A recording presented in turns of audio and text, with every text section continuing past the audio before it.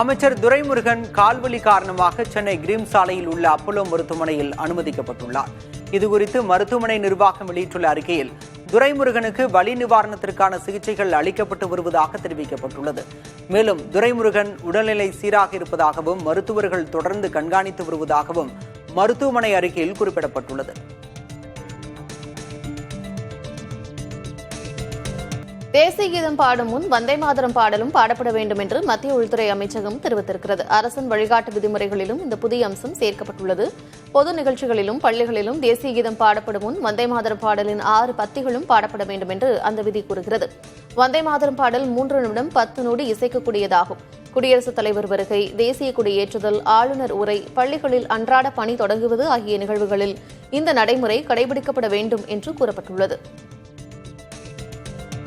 தென் தமிழகத்தில் வரும் 13ஆம் தேதி மழை பெய்யக்கூடும் என சென்னை வானிலை ஆய்வு மையம் கணித்துள்ளது. ஏனைய மாவட்டங்களில் அதிகபட்ச வெப்பநிலை படிப்படியாக உயரக்கூடும் என்றும், வேலூர், ராணிப்பேட்டை, திருப்பத்தூர், கிருஷ்ணகிரி, தருமபுரி, நீலகிரி, திண்டுக்கல் மாவட்டங்களில் அதிகாலையில் பனிமூட்டம் நீடிக்கும் எனவும் கூறப்பட்டுள்ளது. சென்னை, திருவள்ளூர், காஞ்சிபுரம், செங்கல்பட்டு, சேலம், ஈரோடு, நாமக்கல் மாவட்டங்களிலும் அதிகாலையில் பனிமூட்டம் நிலவும் என தெரிவிக்கப்பட்டுள்ளது. கடந்த ஆட்சியில் தொடர் போராட்டத்தால் 7.5 விழுக்காடு உள் இடஒதுக்கீட்டை கொண்டுவர வைத்ததாக முதல்வர் மு.க.ஸ்டாலின் தெரிவித்துள்ளார். மேலும் பொறியியல், வேளாண்மை, சட்டப்படிப்பில் 7.5% ஒதுக்கீட்டை கொண்டு வந்ததாகவும் முதல்வர் குறிப்பிட்டார். மருத்துவ படிப்பில் அரசு பள்ளி மாணாக்கருக்கு 7.5 விழுக்காடு உள் இடஒதுக்கீட்டை திமுக அழுத்தத்தால் கொண்டு வந்தது போன்ற ஒரு பொய்யை முதல்வர் மு.க.ஸ்டாலின் கட்டமைத்துள்ளதாக அதிமுக பொதுச் செயலர் எடப்பாடி கே. பழனிசாமி தெரிவித்துள்ளார். சத்துணவு திட்டம் என்றால் எம்ஜிஆர், தொட்டில் குழந்தை திட்டம் என்றால் ஜெயலலிதா என தெரிவித்துள்ள அவர் 7.5 விழுக்காடு உள் இடஒதுக்கீடு என்றால் தமது தலைமையிலான அதிமுக அரசு என்றும் குறிப்பிட்டுள்ளார். மத்திய உள்துறை அமைச்சர் அமித்ஷா வரும் 14ஆம் தேதி தமிழகம் வருகை தரவுள்ளார். தமிழகத்தில் சட்டமன்ற தேர்தலுக்கு இன்னும் 2 மாதங்களே உள்ள நிலையில் சேலத்தில் நடைபெறவுள்ள பாஜக மாநில மையக்குழு கூட்டத்தில் பங்கேற்க உள்ளார். கூட்டணி, சுற்றுப்பயணம், தேர்தல் அறிக்கை உள்ளிட்ட பல்வேறு முக்கிய விவகாரங்கள் குறித்து அமித்ஷா ஆலோசனை நடத்த இருப்பதாக தகவல்கள் தெரிவிக்கின்றன.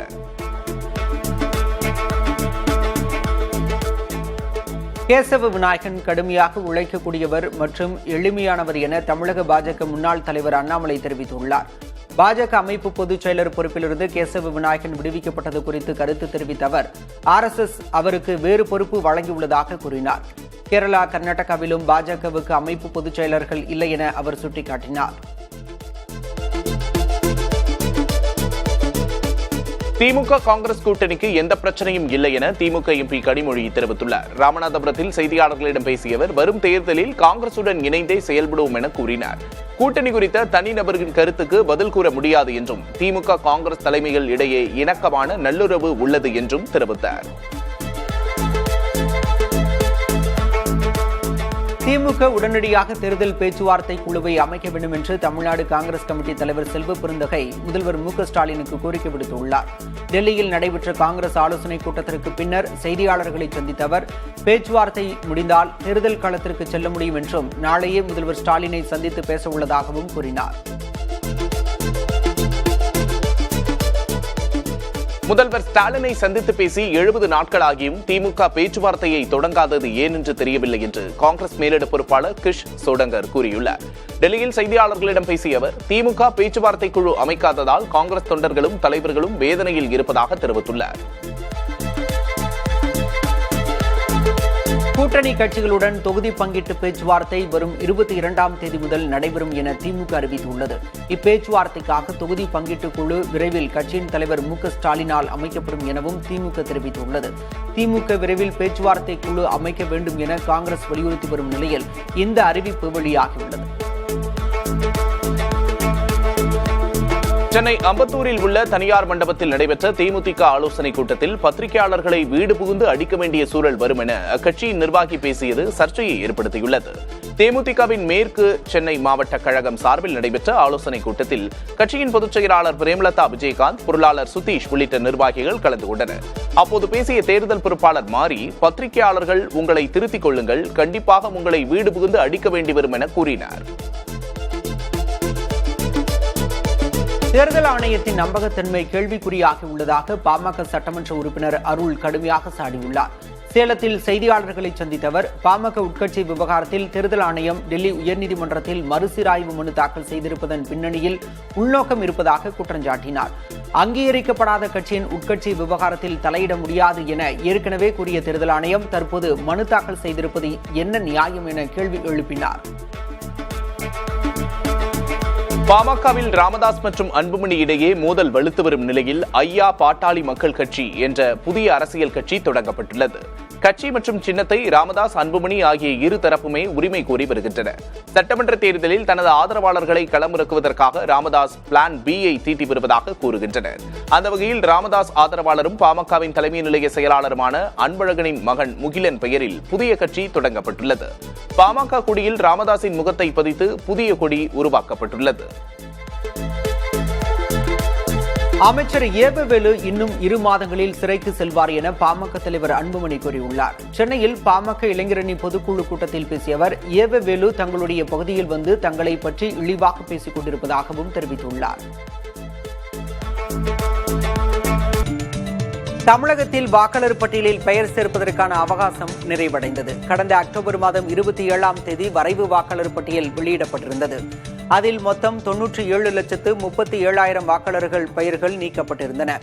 இந்நிலையில் வாக்காளர் பட்டியலில் பெயர் சேர்ப்பு மற்றும் திருத்தம் செய்வது தொடர்பாக அளிக்கப்பட்ட அவகாசம் நேற்றுடன் நிறைவடைந்தது. இதில் பெயர் சேர்க்க, நீக்க, திருத்தம் செய்ய கோரி 34,73,000 பேர் விண்ணப்பித்துள்ளனர். திருத்தப்பட்ட இறுதி வாக்காளர் பட்டியல் வரும் 17ஆம் தேதி வெளியிடப்பட உள்ளது. மேலும் ஏப்ரல் 3ஆம் வாரத்தில் தேர்தல் நடத்தப்படும் எனவும் எதிர்பார்க்கப்படுகிறது. தமிழக சட்டமன்ற தேர்தல் முன்னேற்பாடுகள் குறித்து ஆலோசிக்க இந்திய தேர்தல் ஆணைய குழு இன்று தமிழகம் வரவுள்ளது. சென்னை வரும் இந்திய துணை தேர்தல் ஆணையர் தலைமையிலான இந்த குழு தமிழக தலைமை தேர்தல் அதிகாரி அர்ச்சனா பட்நாயக், ஆட்சியர்கள், வருமான வரித்துறை மற்றும் காவல்துறை உள்ளிட்ட 20க்கும் மேற்பட்ட துறை அதிகாரிகளுடன் ஆலோசனை நடத்தவுள்ளது. அப்போது சட்டம் ஒழுங்கு மற்றும் பதற்றமான வாக்குச்சாவடிகளில் செய்யப்பட வேண்டிய முன்னேற்பாடுகள் குறித்து முடிவெடுக்க உள்ளதாக எதிர்பார்க்கப்படுகிறது. சட்டமன்ற தேர்தலை எதிர்கொள்ளும் தமிழகம், புதுச்சேரி, கேரளா, அசாம் மற்றும் மேற்குவங்க மாநிலங்களுக்கு தலைமை தேர்தல் ஆணையம் அதிரடி உத்தரவுகளை பிறப்பித்துள்ளது. அதன்படி தேர்தல் நேரத்தில் அரசு அதிகாரிகளை சொந்த மாவட்டத்தில் பணியமர்த்தக்கூடாது, 3 ஆண்டுகளாக ஒரே இடத்தில் பணிபுரிவோரை மாற்ற வேண்டும், தேர்தலில் நேரடி தொடர்பு கொண்ட அதிகாரிகள் அனைவரையும் இடமாற்றம் செய்ய வேண்டும் என தலைமை தேர்தல் ஆணையம் உத்தரவிட்டுள்ளது. ஒடிசாவில் பக்கவாதத்தால் பாதிக்கப்பட்டு தவித்த திருச்சி தொழிலாளி புதிய தலைமுறையின் செய்தி எதிரொலியாக பத்திரமாக மீட்கப்பட்டுள்ளார். கேரளாவிலிருந்து ஒடிசா சென்ற ஓட்டுநரான கோவிந்தன் திடீர் உடல்நலக்குறைவு காரணமாக அங்குள்ள மருத்துவமனையில் அனுமதிக்கப்பட்டார். அதனையடுத்து அவரை தமிழகம் அழைத்து வர இயலாமல் குடும்பத்தினர் தவித்தது குறித்து செய்தி வெளியானது. இதன் எதிரொலியாக தமிழக அரசு மற்றும் தனியார் நிறுவனத்தின் உதவியோடு கோவிந்தன் விமானம் மூலமாக சென்னை அழைத்து வரப்பட்டார்.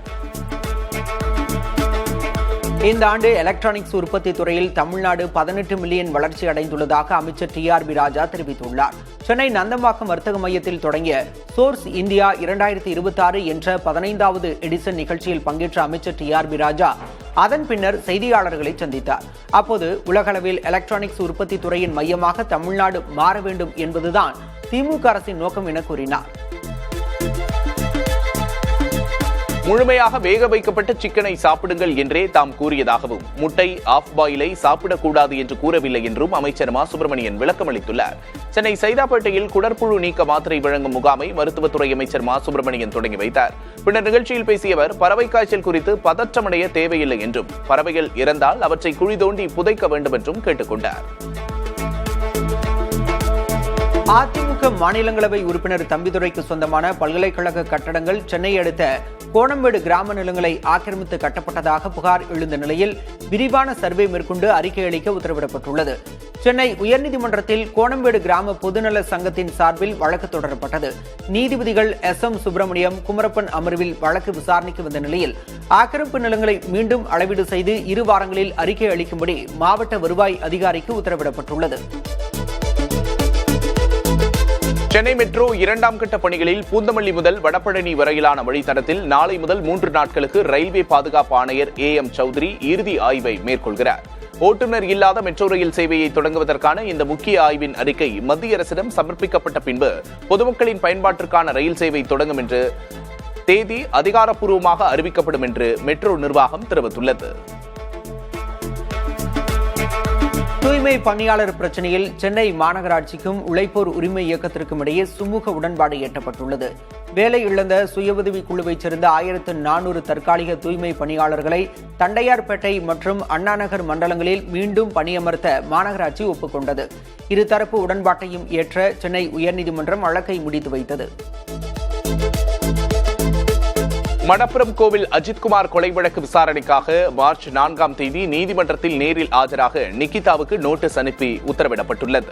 அஜித்குமார் மீது நிகிதா கொடுத்தது பொய் புகார் என நீதிமன்றத்தில் சிபிஐ தெரிவித்திருந்த நிலையில் நிகிதாவை விசாரணை நடத்த அனுமதிக்க கோரி மனு தாக்கல் செய்தது. இதனையடுத்து வரும் மார்ச் 4ஆம் தேதி நிகிதா நேரில் ஆஜராக மதுரை மாவட்ட நீதிமன்றம் நோட்டீஸ் அனுப்ப உத்தரவிட்டுள்ளது. சிவகங்கை மாவட்டம் சிங்கம்பொன்னரை அருகே மல்லாக்கோட்டை ஊராட்சி ஒன்றிய தொடக்கப் பள்ளியில் ஆசிரியரின் மேற்பார்வையில் மாணவர்கள் கழிப்பறையை சுத்தம் செய்த காட்சி வெளியாகியுள்ளது. தகவல் அறிந்த மாவட்ட தொடக்க கல்வி அலுவலர் செந்தில்குமரன் சம்பந்தப்பட்ட பள்ளியில் நேரடி ஆய்வு மேற்கொண்டு வருவதாகவும் விசாரணைக்கு பிறகு ஆசிரியை மீது கடுமையான நடவடிக்கை எடுக்கப்படும் என்றும் உறுதியளித்துள்ளார். தமிழக மாணவர்களின் ஆற்றலும் ஆர்வமும் தன்னை கவர்ந்திருப்பதாக பிரதமர் நரேந்திர மோடி தெரிவித்துள்ளார்.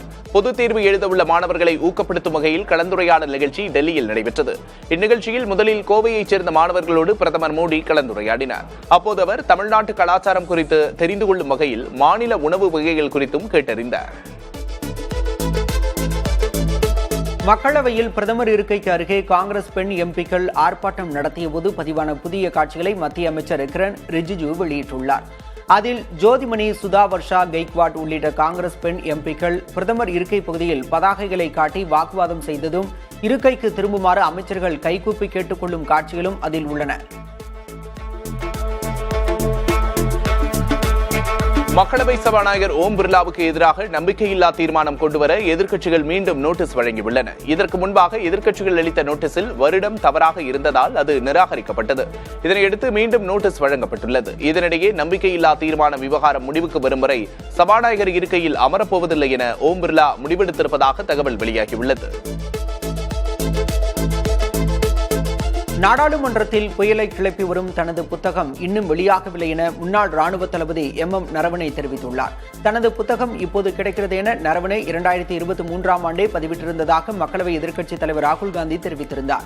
இந்த சூழலில் புத்தகம் இன்னும் வெளியாகவில்லை என்ற பெண்குயின் பதிப்பகத்தின் விளக்கத்தை நரவணே தனது சமூக வலைதள பக்கத்தில் பகிர்ந்துள்ளார். அதில் இதுதான் தனது புத்தகத்தின் நிலை என கூறியுள்ளார். ஒசூர் விமான நிலையத்திற்கு அனுமதி வழங்குவதில் ஏற்பட்டுள்ள தாமதம் குறித்து மத்திய அரசு விளக்கம் அளித்துள்ளது. இது தொடர்பாக பதிலளித்த மத்திய சிவில் விமான போக்குவரத்து துறை அமைச்சர் ராம்மோகன் நாயுடு, ஒசூர் பகுதியில் நடைபெற்று வரும் தேசிய பாதுகாப்பு மற்றும் விண்வெளி சார்ந்த திட்டங்களுக்கு எந்த இடையூறும் ஏற்படக்கூடாது என்பதால் ஒசூர் விமான நிலைய திட்டத்திற்கு தற்போது கொள்கை அளவில் பரிந்துரைக்கப்படவில்லை என தெரிவித்தார்.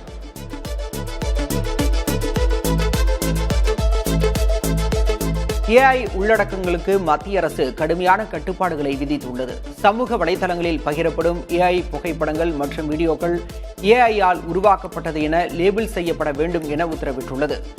சட்டவிரோதமான பாலியல் ரீதியாக சுரண்டும் வகையிலான AI உள்ளடக்கங்களை தானாகவே கண்டறிந்து நீக்குவதற்கு சமூக வலைதளங்கள் தானியங்கி தொழில்நுட்ப கருவிகளை பயன்படுத்த வேண்டும் என அறிவுறுத்தியுள்ளது. கர்நாடகாவில் முதல்வர் பதவி பகிர்வு குறித்த சர்ச்சை முற்றியுள்ள நிலையில் யாரும் அதனை பற்றி விவாதிக்க வேண்டாம் என அம்மாநில துணை முதல்வர் DK சிவக்குமார் அறிவுறுத்தியுள்ளார். பெங்களூருவில் செய்தியாளர்களை சந்தித்த அவர் முதல்வர் பதவி பகிர்வு பற்றி பொதுவெளியில் பேசி சர்ச்சையை கிளப்புவதை கட்சி நிர்வாகிகள் தவிர்க்கவும் எச்சரித்துள்ளார்.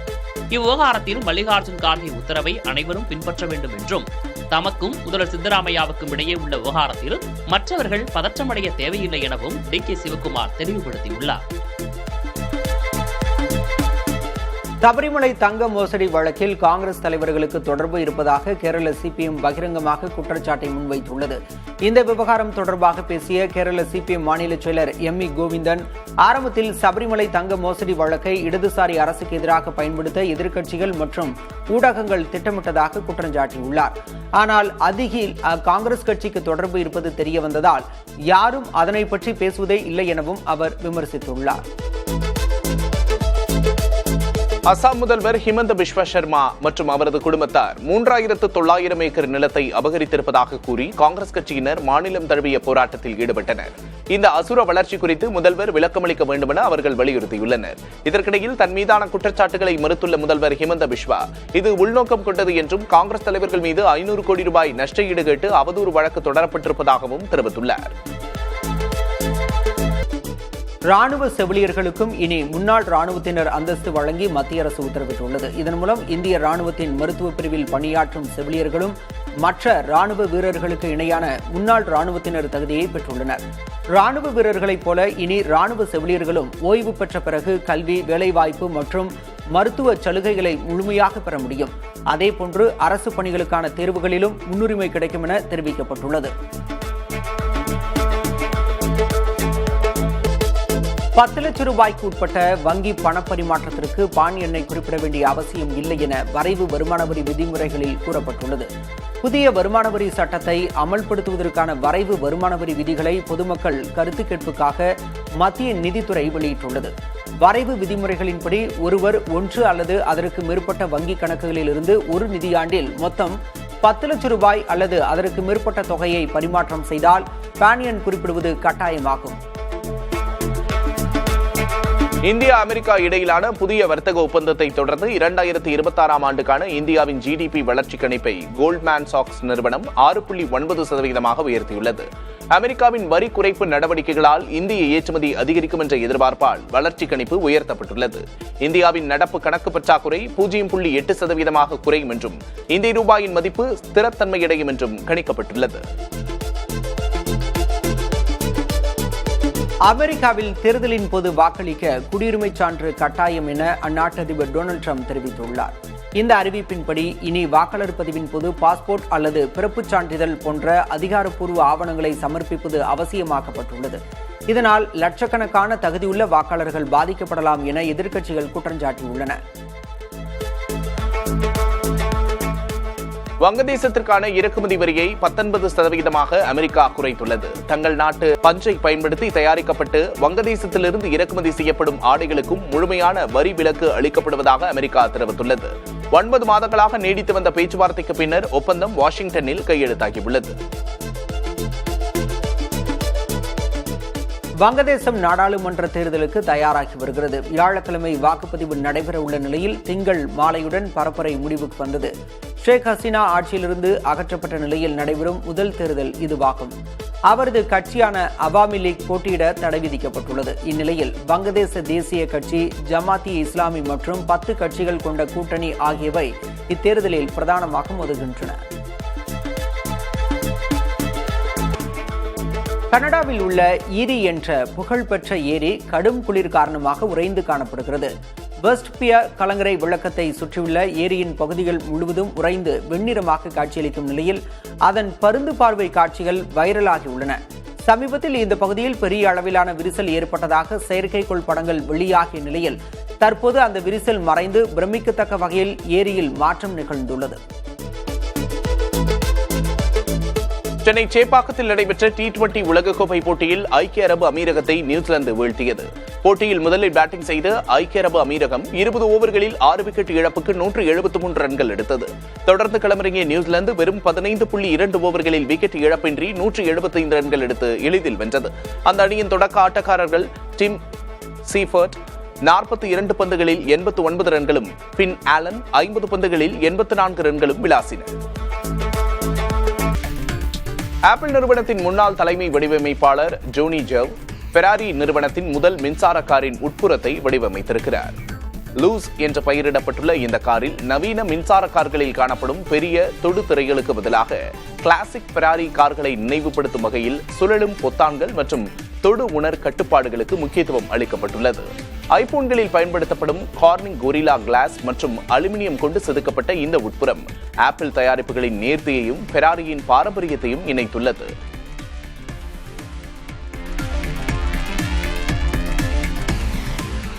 உலகின் முன்னணி சிப் தயாரிப்பு நிறுவனமான தைவான் செமிகண்டக்டர் தயாரிப்பு நிறுவனம் 2026ஆம் ஆண்டை அதிரடி வளர்ச்சியுடன் தொடங்கியுள்ளது. TSMC-யின் ஜனவரி மாத நிகர வருவாய் $12.71 பில்லியன் எட்டியுள்ளது. இது கடந்த ஆண்டு ஜனவரி மாதத்துடன் ஒப்பிடுகையில் 37% அதிகமாகும். செயற்கை நுண்ணறிவு தொழில்நுட்பத்திற்கான அதீத தேவையால் TSMC நிறுவனம் மிக பெரும் வளர்ச்சியை எட்டி வருகிறது. இந்த ஆண்டில் விற்பனை 30 விழுக்காடு வரை அதிகரிக்கும் என நிறுவனம் கணித்துள்ளது. பிரான்ஸ் அதிபர் இமானுவேல் மேக்ரான் 3 நாள் பயணமாக வரும் 17ஆம் தேதி இந்தியா வருகிறார். சர்வதேச மற்றும் பிராந்திய விவகாரங்கள் குறித்து பிரதமர் மோடியும் பிரான்ஸ் அதிபர் மேக்ரானும் பேச்சுவார்த்தை நடத்துகின்றனர். பின்னர் மும்பையில் இந்தியா பிரான்ஸ் புத்தாக்க ஆண்டு 2026 இரு தலைவர்களும் கூட்டாக தொடங்கி வைக்கின்றனர்.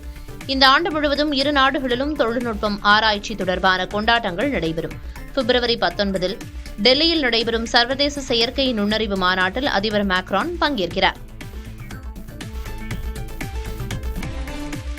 ஆந்திர மாநிலம் சித்தூர், அன்னமயா மாவட்டங்களில் பறவை காய்ச்சல் உறுதி செய்யப்பட்டதை அடுத்து முன்னெச்சரிக்கையாக சுமார் 3000 கோழிகள் அளிக்கப்பட்டுள்ளன. சோடம் மண்டலத்தில் உள்ள பண்ணைகளில் கோழிகள் மர்மமான முறையில் உயிரிழந்ததை அடுத்து போபால் ஆய்வக சோதனையில் வைரஸ் பாதிப்பு உறுதி செய்யப்பட்டது. தமிழகத்திலிருந்து இடம்பெயர்ந்த காகங்கள் மூலம் இந்த தொற்று பரவியிருக்கலாம் என்று சந்தேகிக்கப்படுகிறது. அசாம் மாநில சட்டமன்ற தேர்தலை முன்னிட்டு திருத்தப்பட்ட இறுதி வாக்காளர் பட்டியலை தேர்தல் ஆணையம் வெளியிட்டுள்ளது. இதில் 2.43 லட்சத்திற்கும் அதிகமான பெயர்கள் நீக்கப்பட்டு மொத்த வாக்காளர்களின் எண்ணிக்கை 2.49 கோடியாக அறிவிக்கப்பட்டுள்ளது. புதிய பட்டியலின்படி 1.25 கோடி ஆண்களும் 1.24 கோடி பெண்களும் 343 மூன்றாம் பாலினத்தவரும் வாக்களிக்க தகுதி பெற்றுள்ளனர். கடந்த டிசம்பர் மாதம் வெளியிடப்பட்ட வரைவு பட்டியலை விட இது சுமார் 1 விழுக்காடு குறைவு என்பது குறிப்பிடத்தக்கது. இன்னும் சில மாதங்களில் அசாமில் தேர்தல் நடைபெறவுள்ள நிலையில் இந்த பட்டியல் முக்கியத்துவம் பெறுகிறது. சபரிமலை தங்க மோசடி வழக்கில் முக்கிய குற்றவாளி கோவர்தனின் ஜாமீன் மனுவை உச்சநீதிமன்றம் தள்ளுபடி செய்தது. சபரிமலை ஐயப்பன் கோயிலிலிருந்து திருடப்பட்ட 4.5 கிலோ தங்கத்தை வாங்கியதாக கைதான நகை வியாபாரி கோவர்தன் ஜாமீன் கோரி தாக்கல் செய்த மேல்முறையீட்டு மனுவை உச்சநீதிமன்ற நீதிபதி தீபங்கர் தத்தா அமர்வு நிராகரித்தது. விசாரணை இன்னும் முழுமையடையாத நிலையில் ஜாமீன் வழங்கி அதில் தலையிட முடியாது என நீதிபதிகள் திட்டவட்டமாக தெரிவித்தனர். எனினும் புலனாய்வு குழு குற்றப்பத்திரிகையை தாக்கல் செய்த பிறகு அவர் மீண்டும் ஜாமீனுக்கு விண்ணப்பிக்கலாம் என நீதிமன்றம் அறிவுறுத்தியுள்ளது. மூடா வழக்கில் கர்நாடக முதல்வர் சித்தராமையா குற்றமற்றவர் என அறிக்கை தாக்கல் செய்ய மைசூர் லோக் ஆயுக்தா காவல்துறையினருக்கு லஞ்சம் கொடுக்கப்பட்டதாக சமூக ஆர்வலர் புகார் அளித்துள்ளார். மைசூர் நகர்ப்புற மேம்பாட்டு ஆணையத்தில் அதிகாரத்தை தவறாக பயன்படுத்தி வீட்டுமனைகளை குறைந்த விலைக்கு வாங்கிய வழக்கை மைசூர் லோக் ஆயுக்தா காவல்துறையினர் விசாரித்து வருகின்றனர். இந்நிலையில் வழக்கு விசாரணைக்காக உயர்நீதிமன்றத்தில் ஆஜரான சமூக ஆர்வலர் ஸ்னேகா மாலி கிருஷ்ணா முதல்வர் உட்பட 4 பேரும் குற்றமற்றவர்கள் என்று அறிக்கை தாக்கல் செய்ய லோக் ஆயுக்தா காவல்துறைக்கு 4,35,00,000 ரூபாய் லஞ்சம் கொடுக்கப்பட்டதாக குற்றம் சாட்டியுள்ளார். லஞ்சம் கொடுத்ததில் மூடாவின் முன்னாள் ஆணையர் நடேஷிக்கு தொடர்புள்ளது என்றும் அவர் தெரிவித்துள்ளார். மகாராஷ்டிரா மாநிலம் சந்திராபூர் மாநகராட்சியில் காங்கிரசுக்கு மேயர் பதவி கிடைத்திருக்க வேண்டிய நிலையில் அதனை பாஜக வென்றிருக்கிறது. காங்கிரசின் கூட்டணி கட்சியான உத்தவ் சிவசேனா கவுன்சிலர்கள் ஆதரவோடு இந்த எதிர்பாராத வெற்றியை பாஜக பெற்றுள்ளது. 66 இடங்கள் உள்ள மாநகராட்சியில் காங்கிரஸ் 27 இடங்களிலும் அதன் கூட்டணி கட்சியான உத்தவ் சிவசேனா 6 இடங்களிலும் வெற்றி பெற்றிருந்தன. பாஜக 23 இடங்களில் வென்றிருந்தது. பிற கட்சிகள் 10 இடங்களில் வென்றிருந்தன. இந்நிலையில் தனிப்பெரும் கட்சியான காங்கிரசுக்கு கிடைத்திருக்க வேண்டிய பதவி பாஜகவுக்கு சென்றுள்ளது. அம்பர்நாத் நகராட்சியில் காங்கிரஸ் ஆதரவோடு பாஜக மேயர் பதவியை கைப்பற்றியிருக்கிறது. மகாராஷ்டிரா துணை முதல்வர் அஜித் பவாரின் மரணம் விபத்தல்ல, ஒரு திட்டமிட்ட சதி என்று அவரது மருமகனும் எம்எல்ஏவுமான ரோஹித் பவார் குற்றம் சாட்டியுள்ளார். மும்பையில் நடைபெற்ற செய்தியாளர்கள் சந்திப்பில் 54 ஸ்லைடுகள் கொண்ட விளக்க காட்சியை சமர்ப்பித்த அவர் விபத்துக்குள்ளான விமானத்தின் டிரான்ஸ்பாண்டர் கடைசி 1 நிமிடம் வேண்டுமென்றே அணைக்கப்பட்டது ஏன் என்றும், அனுபவம் வாய்ந்த விமானிகளுக்கு பதிலாக மது பழக்கத்திற்குள்ளான முன்பு பணியிடை நீக்கம் செய்யப்பட்ட ஒரு விமானி கடைசி நேரத்தில் நியமிக்கப்பட்டது ஏன் என்றும் கேள்வி எழுப்பினார். இதனை விசாரிக்க மாநில சிஐடி விசாரணை போதுமானதாக இருக்காது என குறிப்பிட்ட ரோஹித் பவார், அமெரிக்காவின் NTSB, பிரான்சின் BEA அல்லது இங்கிலாந்தின் AAIB போன்ற சர்வதேச நிபுணத்துவ ஏஜென்சிகளை கொண்டு விசாரணை நடத்தப்பட வேண்டும் என்று கோரிக்கை விடுத்துள்ளார். சோமாலியாவில் பயணிகள் விமானம் விபத்துக்குள்ளான நிலையில் விமானத்தில் பயணித்த 55 பேர் நல்வாய்ப்பாக உயிர் தப்பினர். ஸ்டார் ஸ்கை என்ற உள்ளூர் நிறுவனத்துக்கு சொந்தமான போக்கர் 50 ரக விமானம் மொகடிஷுவில் இருந்து கல்கபோயா நோக்கி புறப்பட்ட சிறிது நேரத்தில் விமானத்தில் தொழில்நுட்ப கோளாறு ஏற்பட்டது. இதனையடுத்து விமானம் மீண்டும் மொகடிஷு விமான நிலையத்தில் அவசரமாக தரையிறங்க முற்பட்ட போது நிலை தடுமாறி ஓடுதளத்தை தாண்டி சென்று அருகிலிருந்த கடல் பகுதியில் விழுந்தது. விமானம் சேதமடைந்த போதிலும் மீட்புப் படையினர் துரிதமாக செயல்பட்டு பயணிகளை பத்திரமாக மீட்டனர்.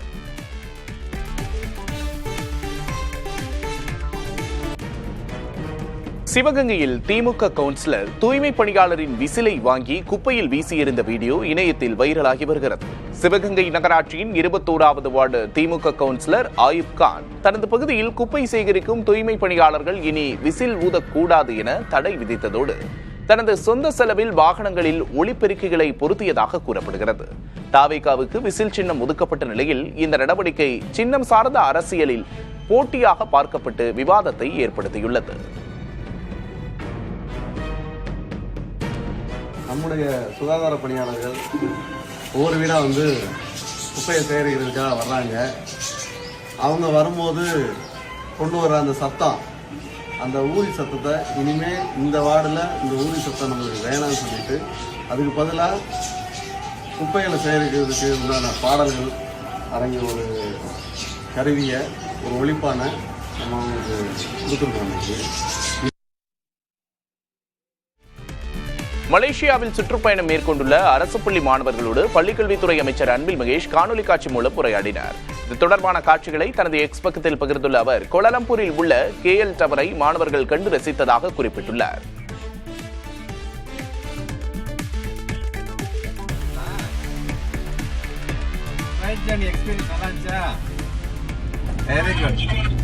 Very good. வீட்டுல பேசிட்டீங்களா? அப்பா அம்மாட்ட போன்ல பேசிட்டீங்களா?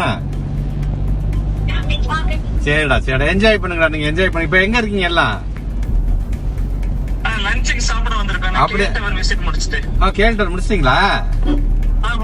Very good. நீலகிரி மாவட்டம் கூடலூரில் சட்டவிரோத தங்கச் சுரங்கம் குறித்து அதிகாரிகள் ஆய்வில் ஈடுபட்டனர். தேவாலா உள்ளிட்ட பகுதிகளில் ஆங்கிலேயர் காலத்தில் தங்க சுரங்கங்கள் இயங்கி வந்த நிலையில் பின்னர் அவை கைவிடப்பட்டன. இந்நிலையில் சமீப நாட்களாக சிலர் மலைகளில் சுரங்கம் அமைத்து தங்கம் எடுக்கும் பணியில் ஈடுபடுவதாக புகார் எழுந்தது. இதனையடுத்து கூடலூர் வருவாய் கோட்டாட்சியர் குணசேகரன் தலைமையில் அதிகாரிகள் தேவாலா மலைப்பகுதியில் ஆய்வு செய்தனர்.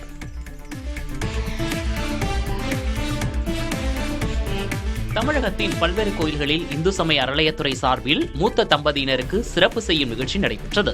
அதன்படி திருத்தணி முருகன் கோயில், திருப்பரங்குன்றம் சுப்பிரமணிய சுவாமி கோயில், ஸ்ரீவில்லிபுத்தூர் ஆண்டாள் கோயில், திருச்செந்தூர் முருகன் கோயில் உள்ளிட்ட கோயில்களில் நிகழ்ச்சி நடைபெற்றது. அப்போது 100க்கும் மேற்பட்ட மூத்த தம்பதிகளுக்கு கோயில் நிர்வாகம் சார்பில் வேட்டி சட்டை, புடவை மற்றும் மங்கள பொருட்கள் வழங்கி மரியாதை செய்யப்பட்டது. தாம்பரம் மாநகராட்சியில் 2026-27 ஆண்டிற்கான 1445 கோடி மதிப்பிலான நிதிநிலை அறிக்கை தாக்கல் செய்யப்பட்டது. எனினும் கடந்த பட்ஜெட்டில் அறிவிக்கப்பட்ட 750 கோடி ரூபாய் மதிப்பிலான பாதாள சாக்கடை திட்டம் உள்ளிட்ட பணிகள் 20% கூட நடைபெறவில்லை என மாநகராட்சியின் எதிர்க்கட்சித் தலைவர் சேலையூர் சங்கர் குற்றம் சாட்டினார். இதையடுத்து திமுக அதிமுக உறுப்பினர்களிடையே கடும் வாக்குவாதம் ஏற்பட்டது. இந்நிலையில் ஆளுங்கட்சியினர் மிரட்டல் விடுப்பதாக கூறி அதிமுக உறுப்பினர்கள் கூட்டத்திலிருந்து வெளிநடப்பு செய்தனர். மதுரை மாநகராட்சியில் 1459 கோடி ரூபாய் மதிப்பிலான பட்ஜெட் தாக்கல் செய்யப்பட்டது. மேயர் பதவி விலகியதை தொடர்ந்து பொறுப்பு மேயர் நாகராஜன் தலைமையில் மதுரை மாநகராட்சியின் மாமன்ற கூட்டம் நடைபெற்றது. வரி விதிப்பு முறைகேடு உள்ளிட்ட விவகாரங்களை முன்வைத்து அதிமுக உறுப்பினர்கள் வெளிநடப்பு செய்தனர். இதைத் தொடர்ந்து 2026-2027 நிதியாண்டிற்கான மாநகராட்சி பட்ஜெட் தாக்கல் செய்யப்பட்டது. மீனாட்சியம்மன் கோயில் மற்றும் சுற்றுப்புற பகுதிகள் மேம்பாடு, வைகை குடிநீர் திட்டம் உள்ளிட்டவற்றிற்கு நிதி ஒதுக்கீடு செய்யப்பட்டன. நகர மையத்தில் உள்ள மத்திய சிறைச்சாலையை வேறு இடத்திற்கு மாற்றுதல், அந்த இடத்தில் செம்மொழி பூங்கா அமைத்தல் உள்ளிட்ட தீர்மானங்கள் நிறைவேற்றப்பட்டன. ஆசியாவில் கட்டாயம் பார்வையிட வேண்டிய சிறந்த மலைப் பிரதேசங்களின் பட்டியலில் இந்தியாவின் ஷிம்லா முதலிடத்தை பிடித்துள்ளது. பிரபல சுற்றுலா இணையதளமான அகோடா வெளியிட்டிருக்கும் புதிய தரவரிசையின்படி இமயமலையின் அடிவாரத்தில் அமைந்துள்ள ஷிம்லா குளிர்ச்சியான வானிலை, பனிமூடிய மலைச்சிகரங்கள் மற்றும் வரலாற்று சிறப்புமிக்க கட்டடங்களால் சுற்றுலா பயணிகளை பெரிதாக கவர்வதாக தெரிவிக்கப்பட்டுள்ளது. இந்த பட்டியலில் இலங்கையின் நுவரெலியா 2ஆம் இடத்தையும், மலேசியாவின் கேமரன் ஹைலாண்ட்ஸ் 3வது இடத்தையும் பெற்றுள்ளன. வியட்நாமின் சாபா 4வது இடத்தையும் இந்தோனேஷியாவின் பாண்டோங் 5வது இடத்தையும் பிடித்துள்ளன.